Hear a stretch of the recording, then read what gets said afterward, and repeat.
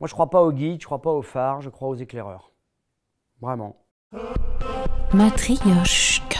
Bonjour à toutes, bonjour à tous et bienvenue dans ce nouvel opus de Matryoshka. Alors comment s'autoriser à cheminer, à grandir, à évoluer et qui surtout pour nous aider à évoluer, grandir, cheminer? Eh bien aujourd'hui c'est Bruno Solo, sans Dieu, sans maître, qui nous montre son chemin. Il nous fait part de ces éclaireurs qui, de petites étincelles en étincelles, lui ont permis de devenir qui il est, c'est-à-dire cet auteur, réalisateur, scénariste, metteur en scène et comédien qu'on connaît. Un père ouvrier, plâtrier, décorateur, une mère au foyer particulièrement lettrée.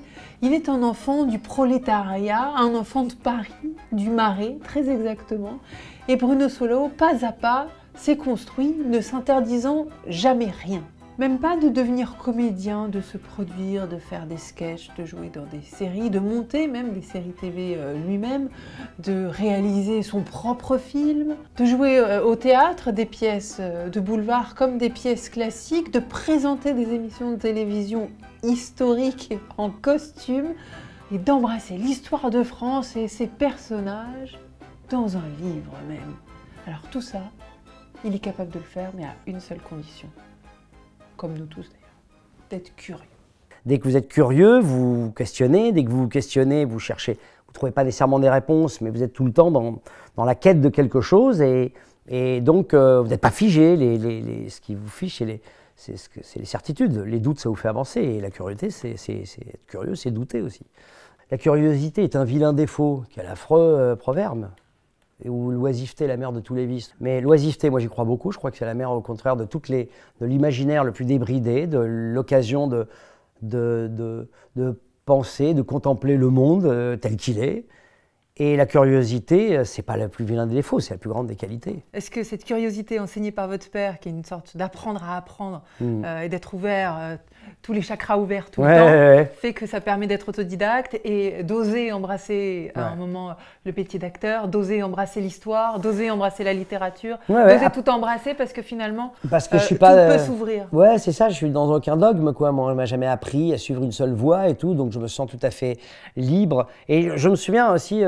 Je me souviens aussi d'une phrase que j'avais lue, ma joie d'apprendre est plus grande que celle de savoir. Et effectivement, déjà savoir, a priori, c'est difficile de tout savoir et même de tout maîtriser d'un domaine. Mais par contre, apprendre, c'est sans fin. Donc, c'est une joie d'apprendre. Et ça ne veut pas dire de joie de tout retenir. Hein. Il y a des choses que j'apprends et puis que j'oublie. Mais oui, c'est quelque... Et être autodidacte, mon père était un autodidacte. Mon père, il était ouvrier dans le bâtiment, il a abandonné l'école, il avait 15 ans. Il a rencontré un maître qui lui a appris son métier, il était staffeur. Staffeur, c'est les gens qui font des moulures dans les plafonds, des corniches, etc. Et c'est des plâtriers d'art, quoi. Et il a appris son métier avec un maître, et ce maître l'a ouvert à la peinture. Du coup, ça a ouvert mon père à la littérature, puis la littérature l'a ouvert au théâtre, et mon père, sans avoir fait d'études, ayant grandi dans un milieu prolétaire, ouvrier, faisait partie de ces ouvriers, il n'était pas le seul, mais il faisait partie de ces ouvriers curieux du monde, et voilà, donc j'ai toujours baigné là-dedans. Ma maman, qui, alors elle n'a pas fait d'études du tout, qui a quitté l'école à presque 14 ans, ma maman, elle était dingue de littérature. Elle travaillait dans une librairie dans des conditions où aujourd'hui on ne pourrait plus le faire. Elle tapait à la porte des librairies, elle disait « J'aime bien les livres, je sais bien en parler et puis je sais bien conseiller les gens. » Oui, mais vous avez travaillé où? À nulle part. Mais vous avez quoi comme diplôme? Aucun. Il y avait beaucoup de librairies dans le quartier où on habitait, dans le centre de Paris, entre Beaubourg, les Halles et le Marais.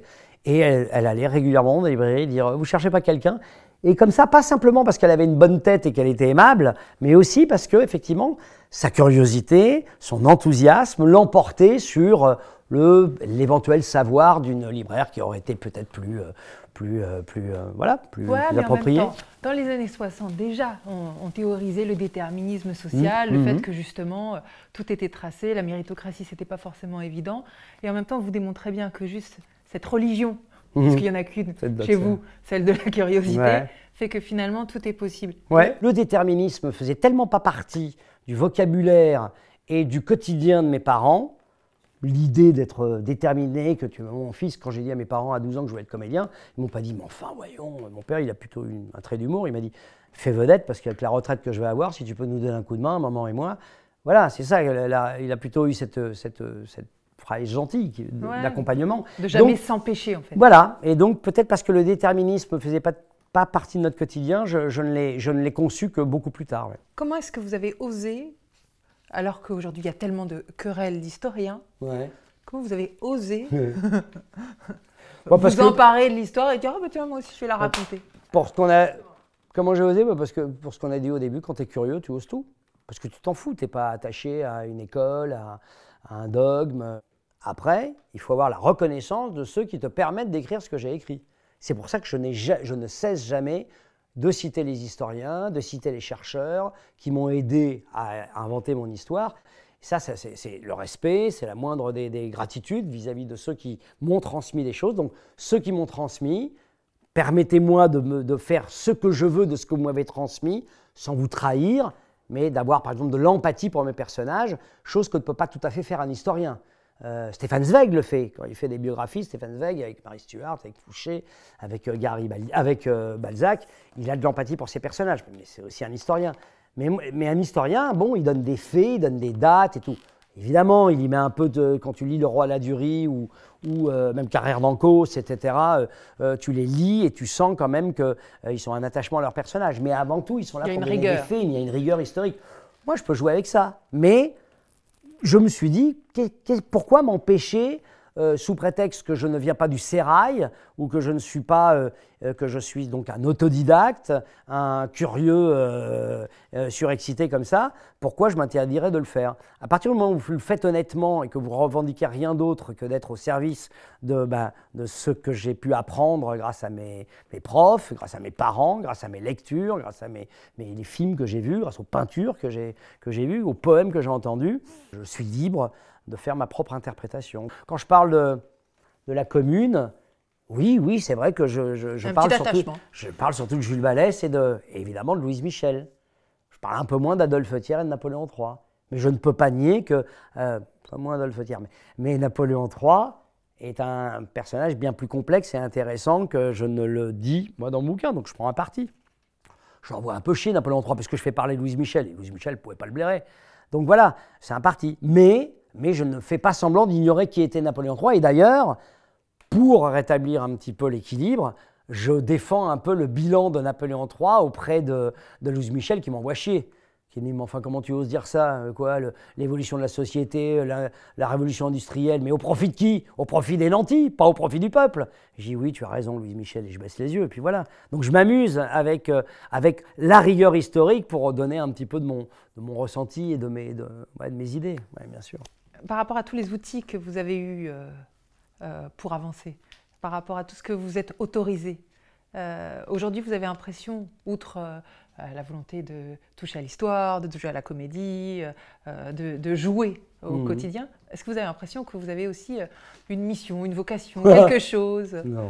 Non, juste d'être le plus honnête possible avec moi-même, avec mes envies.